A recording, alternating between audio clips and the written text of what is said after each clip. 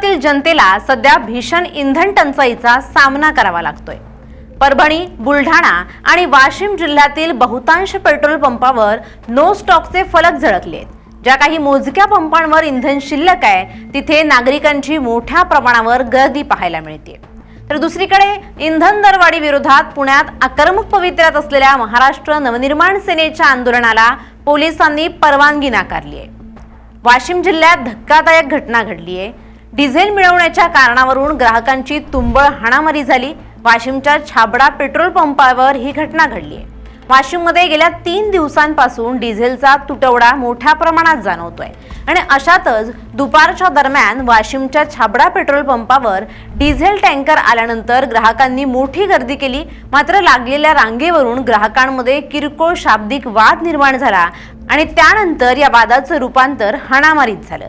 काही काळ पेट्रोल पंपावर या हाणामारीमुळे तणावाचं वातावरण निर्माण झालं होतं। पेट्रोल पंप चालकांनी 112 नंबरवर फोन करून कोणताच फायदा किंवा कोणताच प्रतिसाद न मिळाल्याचं सांगितलं। त्यानंतर जर आपण दुसऱ्या जिल्ह्यात पाहिलं तर बुलढाणा जिल्ह्यात सुद्धा परिस्थिती अधिकच गंभीर बनली आहे। जिल्ह्यातील एकूण 165 पेट्रोल पंपांपैकी निम्म्याहून अधिक पंप हे गेल्या 3 दिवसांपासून इंधन नसल्यामुळे कुलूप बंद आहेत। सिंदखेड राजा तालुक्यातील मलकापूर पांगरा येथील पेट्रोल पंपावर काल रात्री इंधन भरण्यासाठी आलेल्या एका इसमाला काही दुचाकीस्वार गुंडांनी बेदम मारहाण केली। विशेष म्हणजे यावेळी घटनास्थळी पोलीस कर्मचारी हजर असताना सुद्धा हा राडा झाला। त्यानंतर परभणी शहरासह संपूर्ण जिल्ह्यात सध्या पुन्हा एकदा इंधन टंचाईचं सावट गडद झालंय।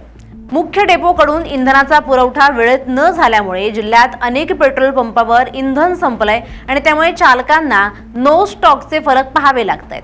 ज्या पंपावर इंधन उपलब्ध आहे तिथे वाहनांच्या किलोमीटर अशा लांब रांगा लागल्यात आणि तासनतास तिथे वाहन चालकांना ताटकळत उभं राहावं लागतंय। पुरवठ्यातील विस्कळीतपणामुळे परभणीतील अनेक पंप चालकांवर पंप पूर्णपणे बंद ठेवण्याची वेळ आली आहे।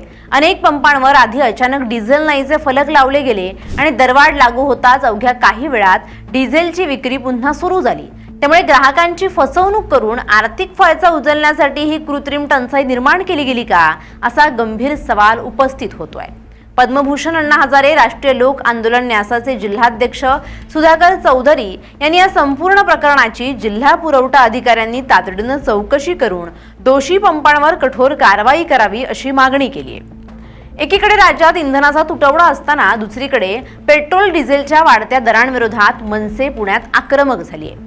मुख्यमंत्री देवेंद्र फडणवीस हे पुणे दौऱ्यावर येत असून त्यांच्यासमोरच तीव्र आंदोलन करण्याचा इशारा मनसेने दिला होता। मात्र पुणे पोलिसांनी या आंदोलनाला परवानगी नाकारली। पुणे पोलिसांनी शहरात 5 किंवा 5 पेक्षा जास्त व्यक्ती एकत्र यायला बंदी घालत जमावबंदीचे आदेश लागू केले। तसंच पुणे पोलिसांनी मनसे शहर प्रमुख साईनाथ बाबर यांना नोटीस बजावून कायदा सुव्यवस्था राखण्यासाठी आंदोलन करू नये असं म्हटलं। मात्र यापुढे आता मनसे याला नेमकं काय प्रतिसाद देतं आणि मनसे या सगळ्यावर नेमकी काय भूमिका घेतं ते पाहणं महत्त्वाचं ठरेल। Bureau report LS Marathi.